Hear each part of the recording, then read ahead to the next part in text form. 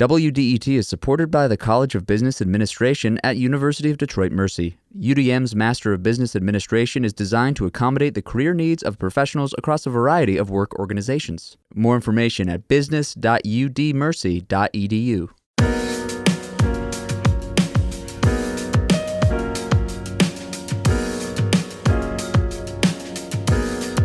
It's the Metro on 101.9 WDET. I'm Nick Austin. And I'm Tia Graham. Today on the program, we'll look at film through two different lenses, but with similar messages: the importance and impact of raw storytelling. But first, on the Metro, fugitive dust. If you've been listening to our show for a bit, you've heard this strange term. But in case you haven't, fugitive dust is pretty much just what it sounds: bad air gone awry. Fugitive dust specifically is pollution that comes from commercial sites, often a side effect of construction and moving heavy material around. Essentially, it's a dust bowl-like scene you can see around industrial projects. The city of Dearborn recently passed a fugitive dust ordinance to limit pollution, and now the city of Detroit is looking to do the same. The proposed ordinance passed by the Health and Safety Committee on Monday occurred after a public hearing. Now it would need to get passed by the General Counsel. To discuss more of it, we have at-large Council Member Mary Waters. Council Member Waters, thanks so much for joining us on the Metro. Good morning. Good morning, Council Member Waters. I want to get into fugitive dust because it is something we've been hearing a little bit more about. But in terms of the issue in Detroit, for you, can you explain to us why fugitive dust is something that you've looked at in the first place and what it looks like here in Detroit? Well, the reason that we're looking at it has to do with the lives of the citizens in the city of Detroit. We suffer at abnormally high rates of cardiovascular disease, asthma, cancer, and that is due to all the construction that's going on, all of the various trucks that are running throughout the city.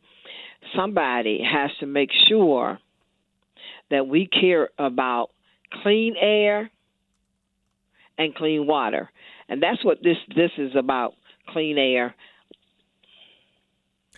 Sure, Councilmember Waters, and I want to cycle back to that in just a moment. But before we do this, I just want to know from you what it looks like. Are there specific areas that you're thinking about targeting with this? Where are the places where fugitive dust is the biggest issue as far as you're concerned?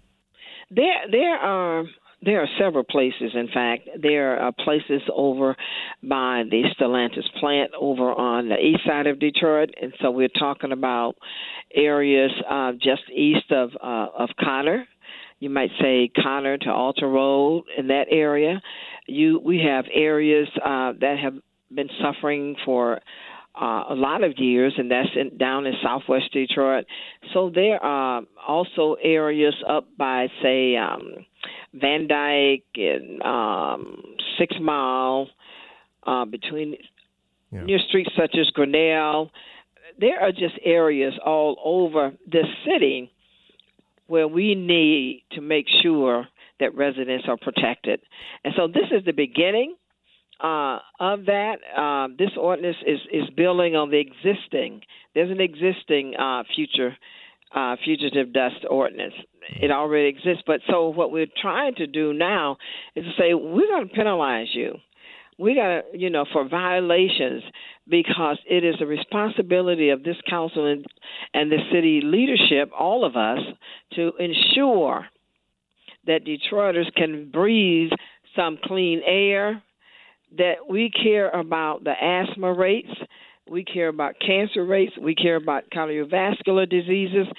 We absolutely must take care of those things. And that's what this is all about. People have been calling out, screaming for help. Can you please help us? We can't breathe. Well, Council and Member, I have to take the word of the residents. Yeah. If they say they can't breathe, if they say they're smelling various odors, it is up to me to listen to them. Yeah, a couple of things. I just want to jump in because I think you've made that point clearly. But what I'd like to understand, you mentioned there was ordinance already in place. You're looking at one that has stronger teeth to it. You mentioned fines. How would this advance what's already on the books in Detroit? Well, because the fines are a bit more stringent. The fines, the money that would be generated by such infractions will go to a fund to reinvest in the community, helping to fund projects to improve air quality. So if we are raising additional funds, then we'll also be using those funds to improve air quality as well. There might be various monitoring systems around the city. And so we are asking that those businesses contribute towards air monitoring. Yeah. And you mentioned getting more of these monitors around. I'm wondering about the thought of the cart before the horse, because you mentioned increases in heart disease, you mentioned breathing issues, and you mentioned anecdotal information about dust from residents, which is important. But is there anything scientific that you're looking at specifically? Is there any information? I mean, to make that link, for example, to heart disease, and cardiovascular issues, which can come from a multitude of things. I'm wondering what you're looking at that's linking dust, and specifically in Detroit, to this issue, whereas you would hope this would bring that down. Well, I can tell you that if you take a look at what dust attributes to, you can even Google dust and the effects of dust, and it will tell you that it attributes to cardiovascular issues and so forth. Now, there was some research done by our Legislative Policy Division, who also pointed out some of the same things that anybody can find online. We know that dust, and we don't really necessarily need science to tell us that. People tell us that because they breathe the dust in. They breathe it in. They say they can't breathe. It's causing all types of cardiovascular issues, those issues that are hurting them. So, no, we didn't have any specific scientists to come in and say this is exactly what's happening. No. However, it is up to me to listen to the residents, and the residents say that the dust is affecting them. Who am I to tell them that it is not? When I personally walk through dust myself, I know how it affects me. Oh, my allergies just start to go crazy, absolutely crazy. So I can only imagine for people who are living very, very close to that, what's happening with them. It's a constant allergic reaction, I can assure you. So is there next steps planned? I mean, do we know how likely it's to pass, and what's next for this proposal? I believe it will pass. I do. In fact, three of us sit on the subcommittee, and it passed out of there with no issues. And they did do a 1-week bring back at formal because one of the council members did have some additional questions. And so once those questions are answered, it should be back before the full body next week, Tuesday. All right. Well, we'll keep monitoring it. And that was not an air quality pun, but we will keep monitoring the situation at large. Detroit Council Member Mary Waters, thank you so much for joining us on the Metro. Right. Thank you.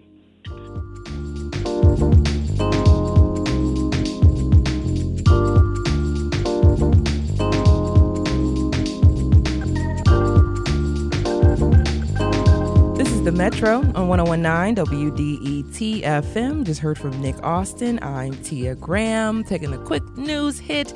The Detroit City Council voted to extend a series of tax breaks for the Detroit Medical Center for 15 years. Mayor Mike Duggan requested the extension, which exempts the health system from paying city income, corporate, and utility user taxes under the Renaissance Zone Act.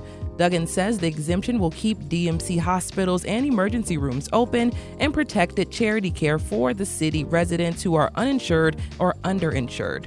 The DMC says it will enhance health and wellness programs and support minority, women, and Detroit-owned suppliers. However, coming up next, we will get into a discussion with a local filmmaker about prom in the city of Detroit, which you can view right now on Tubi. We will get more into that coming up next.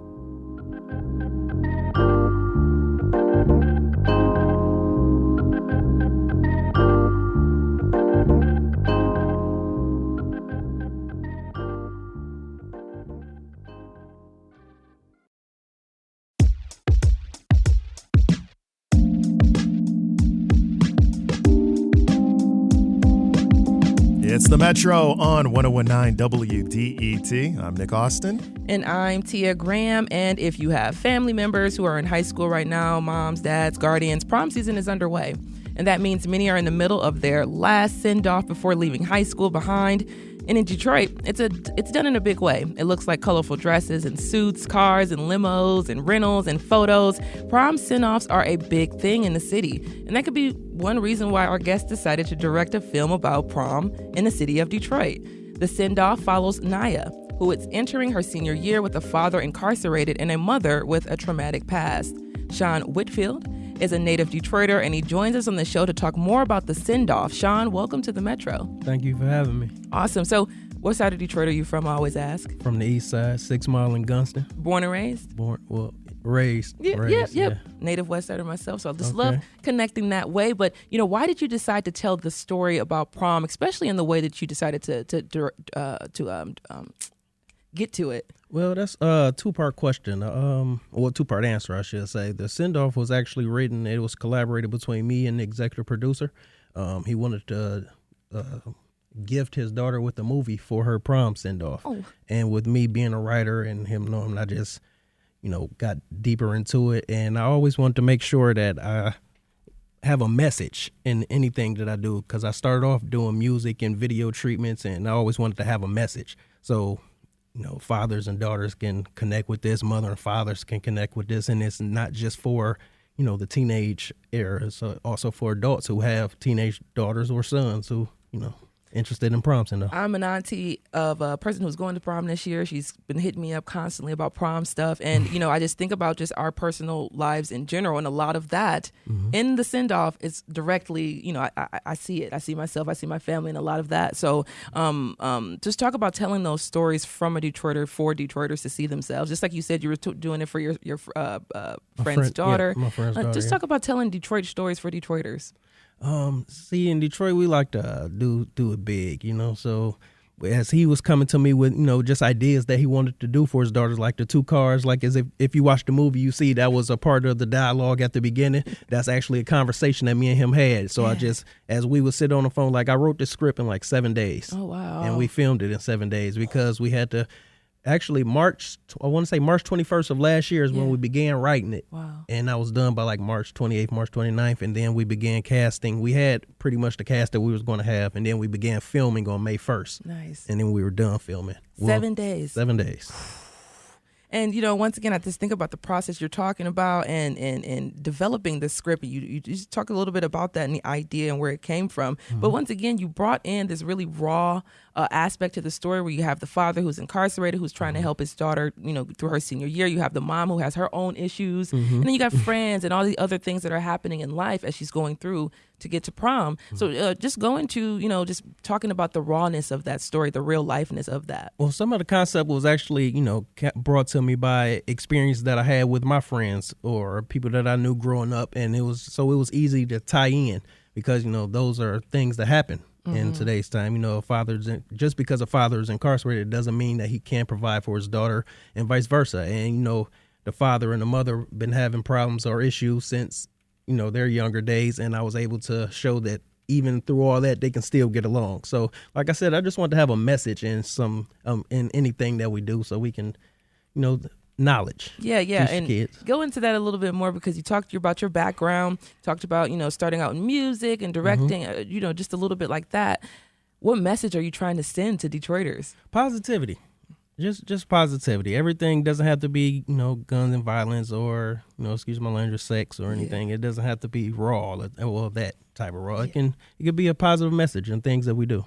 Yeah, and so in general, as we talk about prom right now, what are your thoughts about prom, especially in 2024? I'm not sure how old you are, but I know when I went to prom, it was still a pretty big deal. That was almost 15 years ago. So I don't mind sharing my age or anything. I graduated in 2007, and when I went to prom, we were still doing limos and stuff like that. But now it's like just filming. Because at the end of the movie we showed a real prom send off, and that was that was an experience. It was like wow, it's wild. It's a truly wild experience to see today. Like you said, I had limo as well, but even my nieces just recently graduated. They had a Fisker. I didn't even know what a Fisker was. It was like some fancy rental car, and it had like all the people had like $800 dresses and this and thing. And I said, this is truly turned into a grand send off, and it's just what Detroiters do. That's what they do. So once again, just go into representation for Detroiters and talk more about the movie if you can.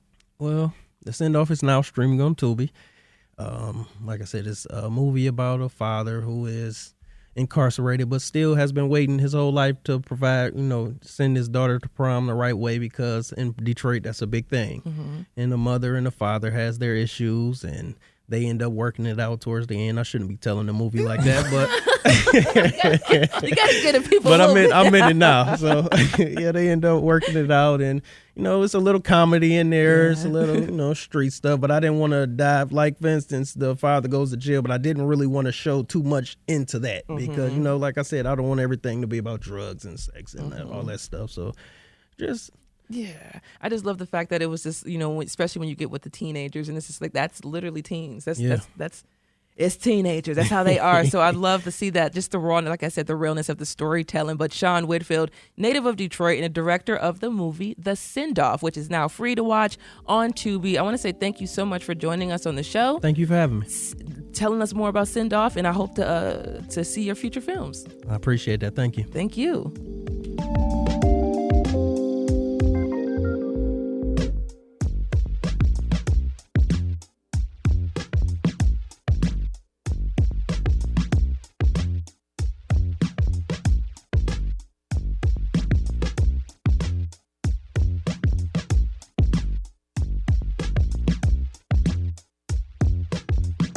It's the Metro on 1019 WDET. As that was Tia Graham, I'm Nick Austin, and cicadas are coming back.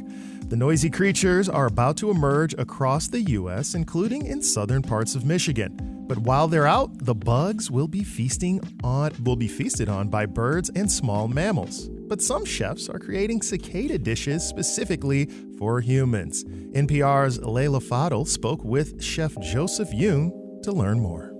When I was hearing about the two broods, I freaked out and thought I need to move. And then I understand, actually, no, we can just make some delicious things out of cicadas. Are they tasty? They sure are tasty. And so I love to think about how we can prepare them in manners that will be a little more acceptable for who's going to be eating. And so just say we were to tempura fry a cicada adult. They've been living underground, slowly feasting on plant and tree xylem for 13 or 17 years. And so they have this really beautiful vegetal quality and a nutty quality as well. And so when you deep fry them, they're just like so delicious and so special. Really a big part of cooking with insects and cicadas really lies with our imagination and thinking about how can we add these arthropods. If you think about it, we're already eating arthropods like shrimp and lobster and crab.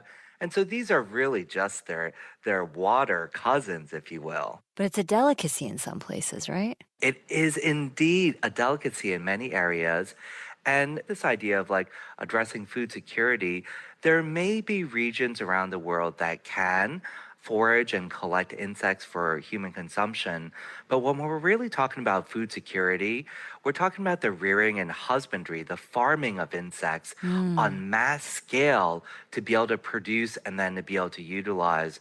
And the reason why it's so sustainable is that it takes far less resources by way of the amount of water, the feed, the land, and it creates far less greenhouse gas emissions than the counterpart livestock that we're traditionally using today.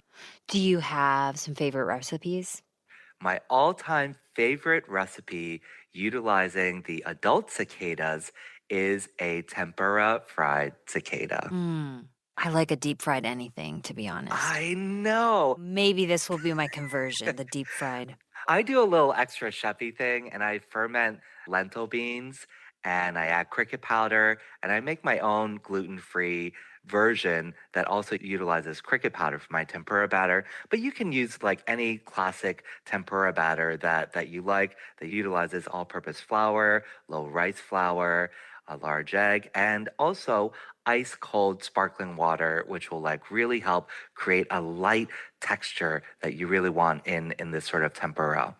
Most people, when they eat it, they're like, oh, this tastes so delicious. And that realization, because I've fed tens of thousands of people cicadas now, it's like a light bulb moment where they're like, oh my gosh, this tastes like food and it tastes delicious. Where did you find this passion for this type of cooking? This is so fun.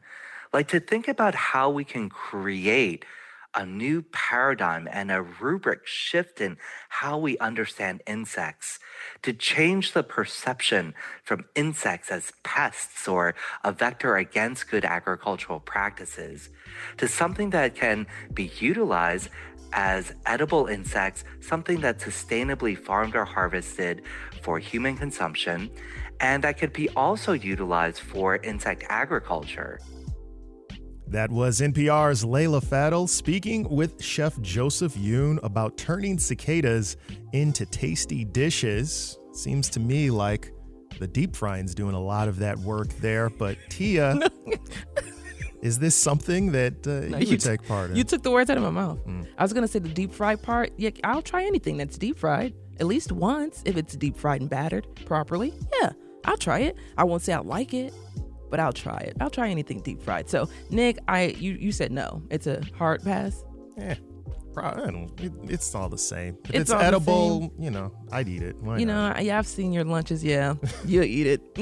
But speaking of food, what's one thing that all grocery stores should have? Probably not the crickets. However, Thursday, tomorrow on the Metro, we'll be talking to Malik Yakini, food activist and board member at Detroit People's Food Co-op. The Detroit People's Food Co-op is a Black-led and community-owned grocery store that recently opened in Detroit's North End neighborhood. The store provides customers with fresh produce and features products from local grocers and businesses. We want to hear from you, though. What's one thing you think all grocery stores should have? Send us a voice memo on the WDET app. Just tap the microphone icon and leave your message. One more time, send us a voice memo on the WDET app. Just tap the microphone icon and leave your message about one thing grocery stores should have. But coming up, we'll talk about the Arab Film Festival that is starting today.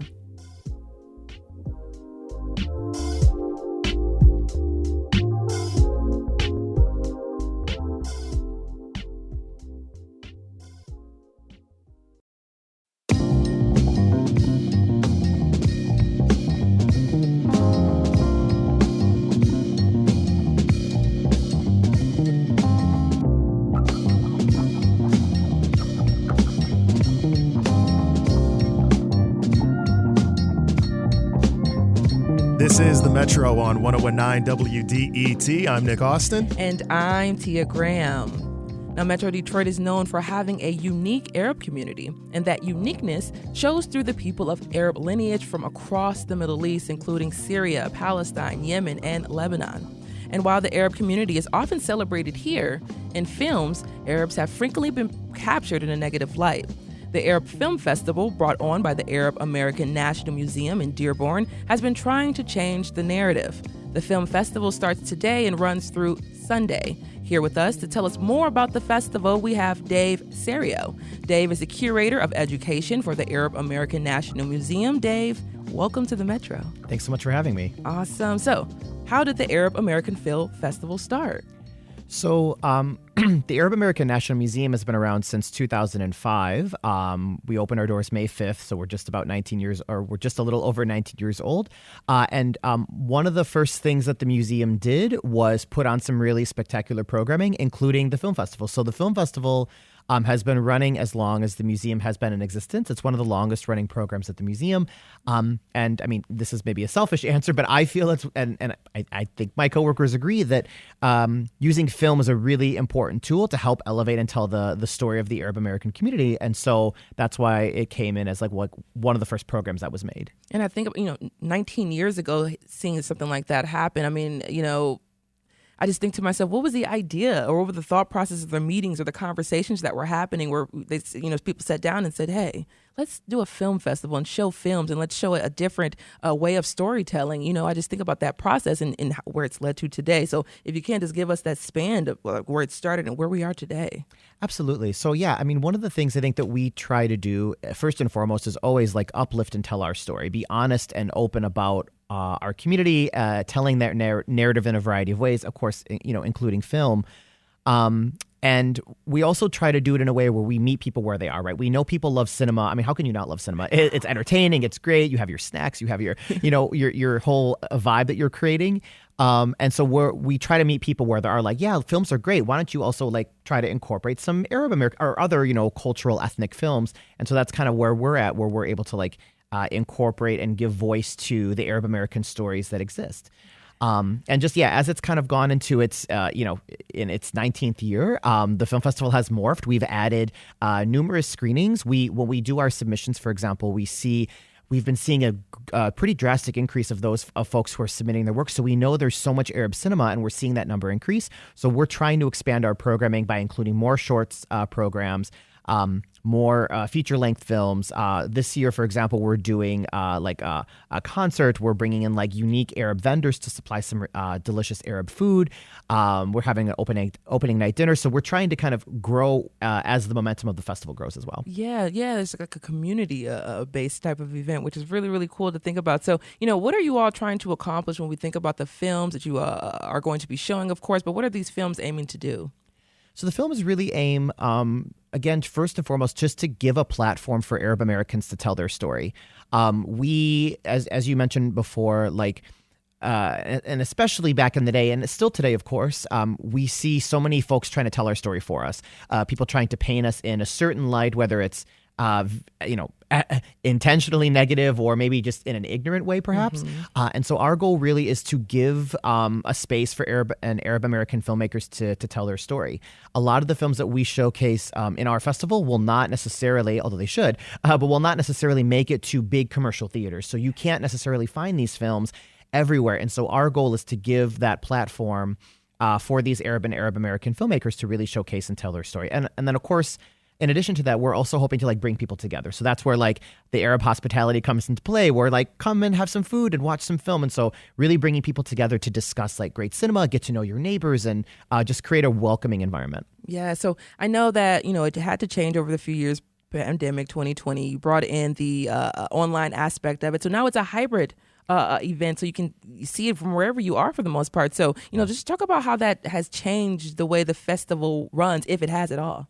No, absolutely. So, I mean, COVID for so many of us has changed so many things, and we've learned some lessons, definitely. And so we also try to be a very accessible museum. And so we have continued to, the last couple of years, go from a totally in-person festival to a totally virtual festival, and now to a hybrid festival, like you said. And so our goal, again, really is to just meet people where they're at. And so if people don't feel comfortable or aren't able to leave their home for a variety of reasons, you can access a lot of the films online. Some of them are just for like Michigan audiences. Some of them are for like nationwide audiences. And of course, we have like the in-person component as well. So we've definitely shifted, and there's been discussions of like, should we keep the virtual? Should we do only in person? And it's like, well, no, like even if it's just a handful of folks, you're still reaching an audience beyond just the immediate neighborhood. And it's really important to give films and give arts and culture to those folks as well.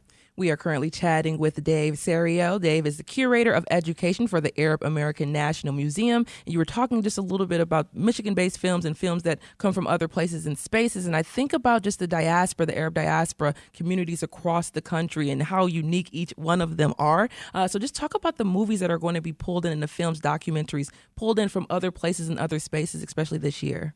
Absolutely. So a lot of our films do come from the Arab world. The Arab world has a very long history of cinema. Some countries a little bit more newer, but some countries, many countries have a very long history of film. And so a lot of our films are coming from the Arab world, but we also have a few films coming from North American Arabs, from Canada, from the United States, and that includes feature and also short films. And so we have some really cool like short blocks of films where we have filmmakers from all over the world, a few that are like super local here in Michigan, some that are across the United States. And so we're trying to give a good balance as to that representation, since we know a lot of folks make film across the world, trying to give it that balance of like local, national, and international. Yeah, I just think often goes through my mind just when people move to different places and spaces. I often think about, of course, the great migration for the African American community and just how they build different communities within, the pockets of the city of Detroit, and the same thing with the umbrella of Middle Eastern. But just coming to different places in Dearborn and across Metro Detroit, and you see these beautiful pockets of culture just building, and it's American culture, but it's in a different way. So if you can go into just that uniqueness of the communities that we're seeing across the country, of course, but especially here in Metro Detroit, and how film's going to represent that.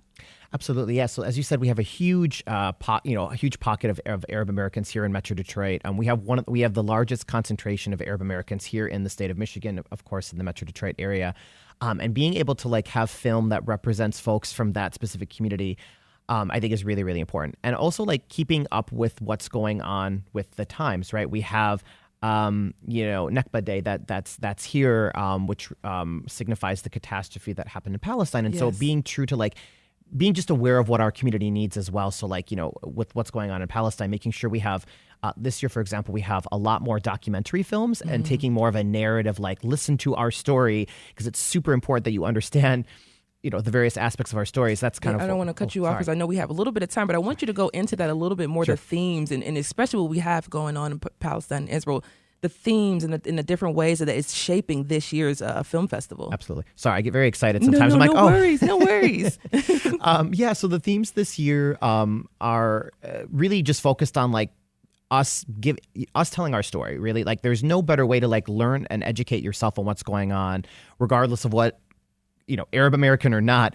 There's no better way to really learn about what's going on in our community than from like a lot of these like documentaries, a lot of these films that tell stories. And so the theme really is all about like storytelling and focusing on telling our story. And we're doing that through a lot of documentaries, but also telling stories that you don't often see. So for example, we have a short film block called Film Focus Palestine, which is Palestine in Arabic.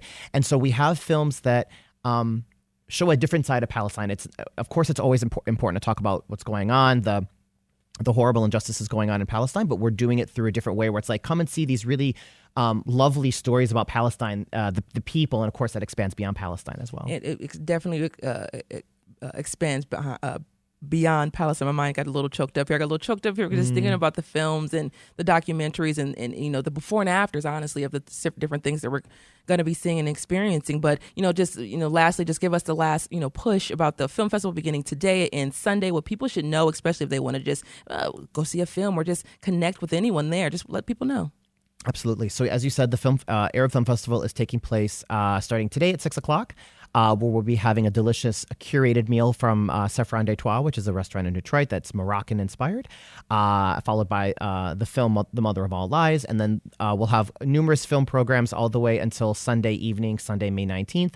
And all of this information is on the Arab American National Museum's website at arabamericanmuseum.org. And again, drop in, spend a whole day with us of film and events. Maybe just do one film or do a couple films a day. We got everything you need. And, before I let you go, next year going to be 20 years. How big are you expecting it to be? Ooh, we are already in the planning stages of what we can do for our 20-year anniversary beyond just the film festival, but we're definitely like, okay, we gotta start planning. Yes, I know it's going to be a big, big, big celebration. Absolutely. I want to say thank you so much for being here and joining us today, Dave Serio. Dave is the Curator of Education for the Arab American National Museum. The film festival starts today, runs through this upcoming Sunday. I want to say thank you so much for joining us once again on the Metro and just educating us. Thank you so much for having me.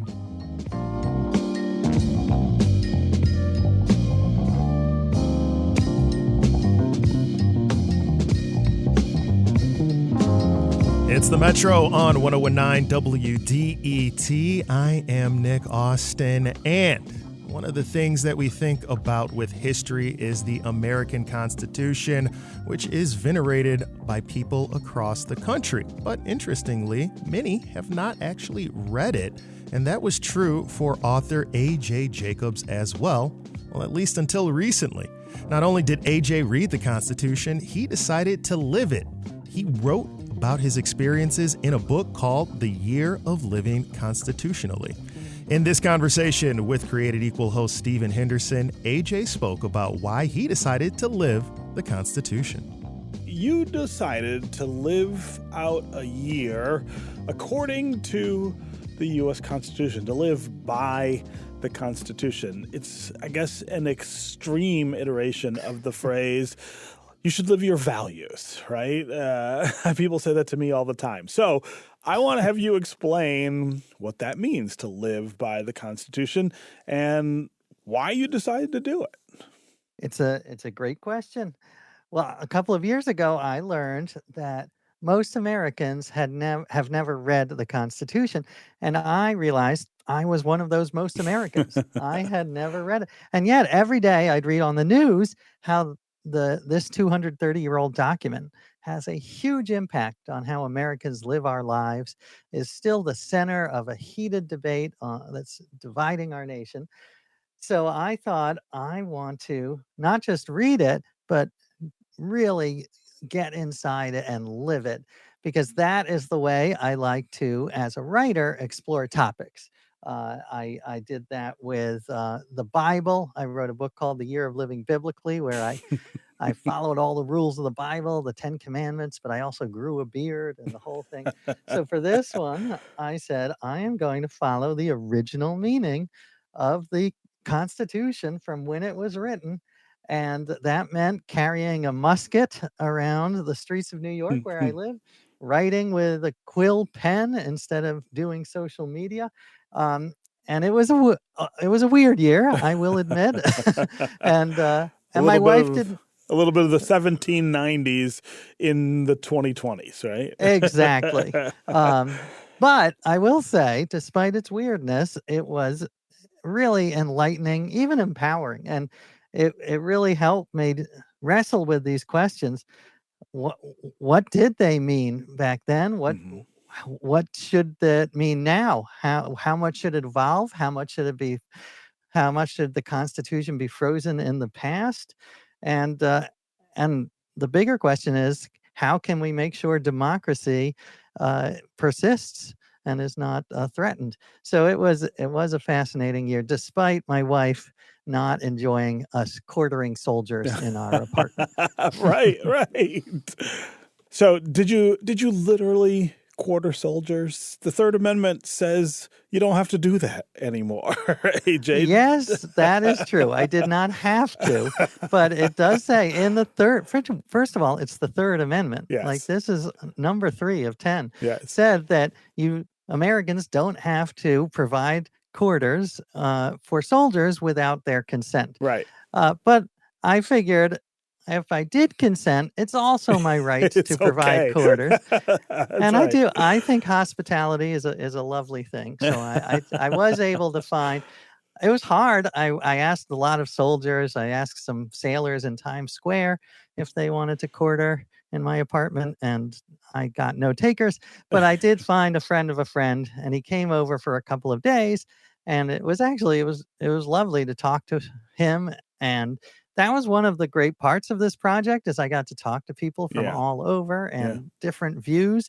And he was a very tidy soldier, so he made his own bed, and it turned out to be a pretty good experience in the end. Yeah. So I'm going to want to talk a little later about the meaning of all this and what you learned from it. But I want to spend a little time talking about this year that you actually did this. I guess, where do you start when you think about, okay, I'm going to live by the Constitution as it was written and ratified in the 1790s? Do you start in the articles, or do you start in the amendments? I started, yes, a lot of the behavior stuff is focused on the amendments. Mm-hmm. So that's where you'll find bearing arms, which is why I went and bought a musket on ye old internet and marched around Manhattan. The First Amendment has a lot. It's free speech, free exercise of religion, all sorts of things. But that's why I gave up social media and wrote much of the book with a quill pen.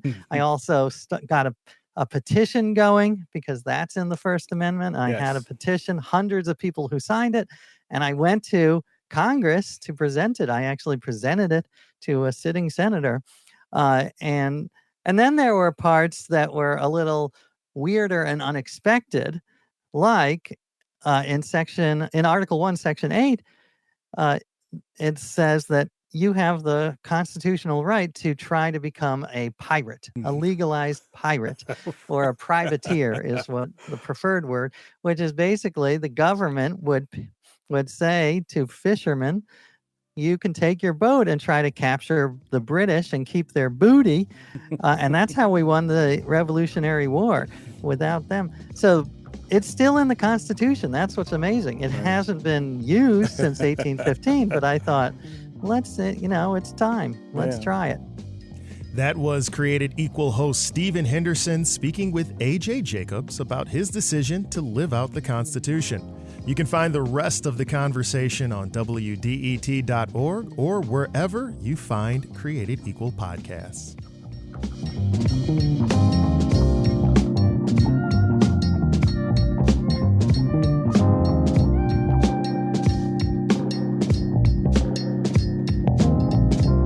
This is the Metro on 101.9 WDET FM. And the next conversation we have coming up from Nick Austin, I'm telling you now, I'm already feeling it. I'm already feeling like bubbling. It's bubbling. Why? We're talking about road rage across the city of Detroit. And it is a good conversation, I guess. If you learn something from it would be a good conversation, right? Yeah, the issue of road rage in Detroit, it is down actually in terms of shootings. However, nationwide, it is up. Actually, in Michigan, it's down.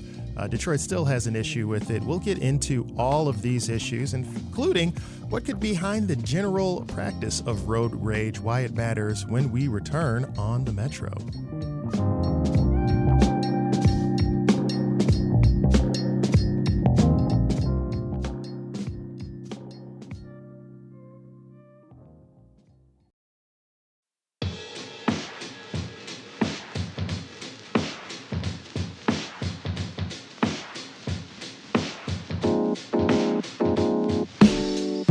This is the Metro on 101.9 WDET FM. I'm Tia Graham. I'm signaling.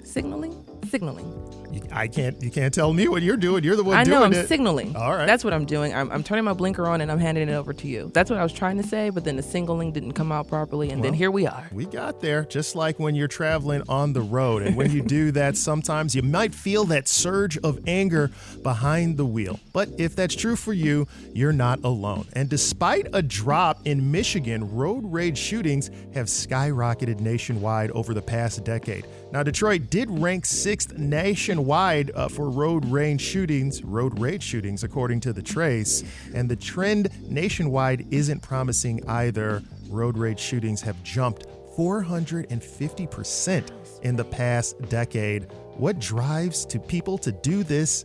What's behind this dangerous behavior? How can we combat it? To delve into these questions, we're joined by Professor Scott Geller, a researcher in the Department of Psychology at Virginia Tech. Professor Geller, welcome to the Metro. Thank you. Good to be here. Happy to have you here also because when we talk about road rage, it could mean a lot of things to a lot of different people. So let's just start here. What would you define as road rage? And also, how is it just different from aggressive driving generally? Oh, that's a great point. I mean, it's aggressive driving, but when you can't control your emotions, see, road rage goes from aggressive driving to emotional driving. I mean, the behavior could essentially be the same, but it's our emotion. And in fact, there's a very important term to recognize here. It's called emotional intelligence. And it really does take emotional intelligence. Many of us are type A. Got places to go, things to do, we're in a hurry, we're aggressive driving. That's behavior. But there's also type A emotion, which means when you say rage, we're talking about controlling our emotions. And of course, road rage means aggressive driving plus our emotions are out of control, and that results in some tragedies, as we know. Yeah, and including we're talking about this rise nationwide in shootings as they've been tracked, but we would say road rage generally. Do you have any idea as to why these incidents are up over this past decade? Well, I think one reason is our culture. Our culture. We have, and it's partly because of the internet, and we've gone from an interdependent culture to an independent, self-serving culture. In general, now I'm talking in general terms. So in general terms, we are less likely to look out for other people. By the way, here's a big word that relates to all of this, and show the empathy. And I think we've lost empathy, again, because we're on the internet. We're speaking to friends over the internet, but we're not speaking to people one-on-one in an emotional content. So we've lost empathy. If you, for example, you're driving aggressively and you get emotional about it, and we see other cars also not following the rules. I mean, by the way, here's another reason. We seem to forgot about using our turn signal. We seem to forget about the fact that you shouldn't pass on the right. You should pass on the left. So basic driving rules seem to be diminished. And how about how close to the cars behind you travel? Again, aggressive driving means we're right up on the rear end of the car in front of us. Yeah. We were talking. Professor Geller, I just got to jump in again because we're coming up towards the end of the show. You bring up a lot of situations that a lot of us have experienced, right? And I think anecdotally we can toss that all back and forth. Internet, right? Losing closeness, connection to people. But your side, in terms of your research that you've done in psychology, do you have anything that backs that up? What's the data that you've been looking at? What have you seen in terms of trends that inform these perspectives and ideas that you've given us? Well, one basic thing we've been studying, for example, is showing gratitude. We've been studying people crossing on a marked crosswalk and how many pedestrians simply turn and thank the driver who has stopped for them. And that number is depressingly low, less than 10%. Years ago, we used to have, I guess, back to my interdependency. People are working together.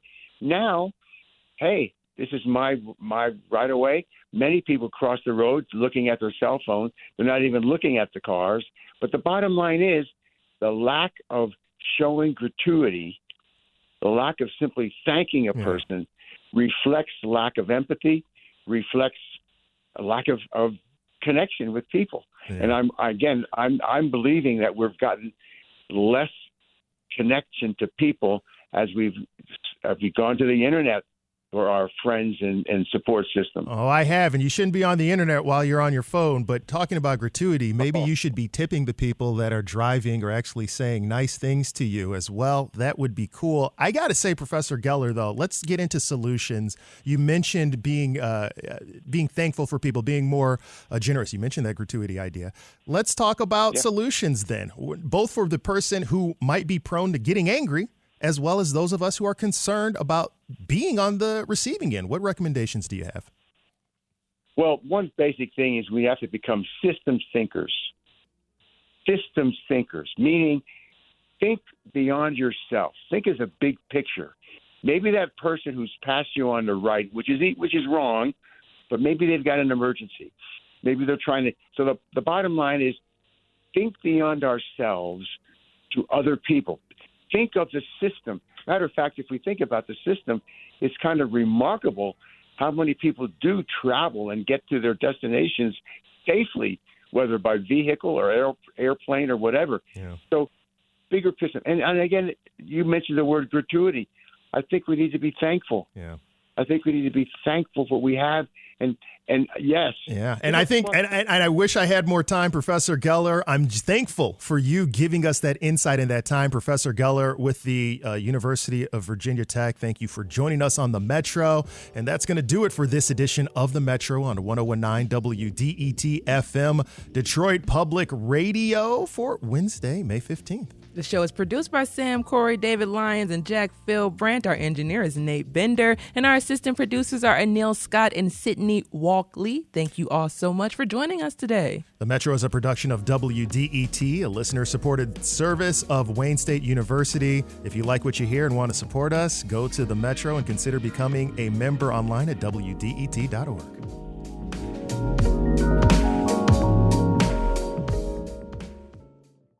WDET is supported by the College of Business Administration at University of Detroit Mercy. UDM is offering a new master's degree in ethical leadership focused on sustainable, ethical, and inclusive problem solving. More information at business.udmercy.edu.